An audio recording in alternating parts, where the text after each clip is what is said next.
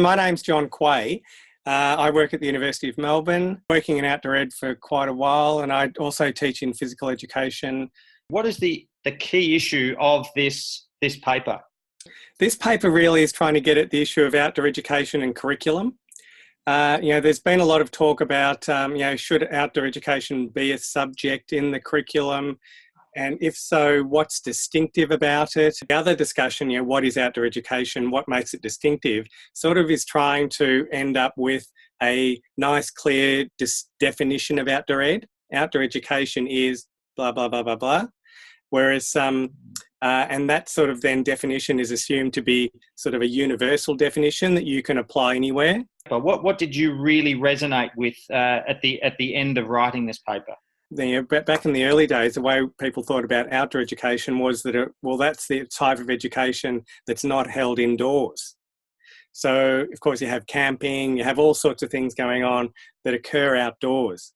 So then, but in the 1960s, when the environmental movement became more prominent, there was a sort of morphing of the understanding of what outdoors meant, and outdoors became the environment. So now, sometimes, when people say, the outdoors, people think, the environment, the natural environment. So you've got this, again, sort of complexity where it morphed from the outdoors being the out of doors and thinking about people going outdoors to the outdoors being the natural environment. So, so there's some of the things I found quite interesting in sort of, doing some of the thinking about this paper. So your personal insights, John, were the historical context of outdoor ed and where it has come from in a Western construct or an Australian construct. Is that what you're saying? That's right. Yeah. So the use of the word, because the word initially with that out of doors notion, it was like an umbrella term for like school camping, school gardening, a whole range of things that were done by schools outdoors. But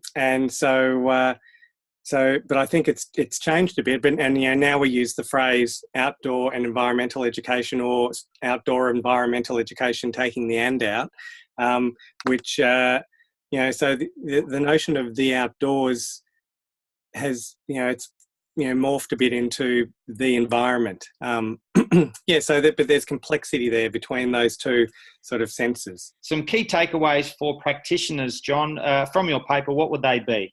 There's a deeper level at which to understand education for the outdoors or for the environment, which gets into thinking about who we are when we're outdoors, and different programs focus on different things there. So one program might focus on really focus on the activities and canoeing and climbing and bushwalking, etc. So I'm being a bushwalker, and so I've got to learn all about bushwalking, and here we go, and it's going to be hard. Or it might be a program that involves some conservation work.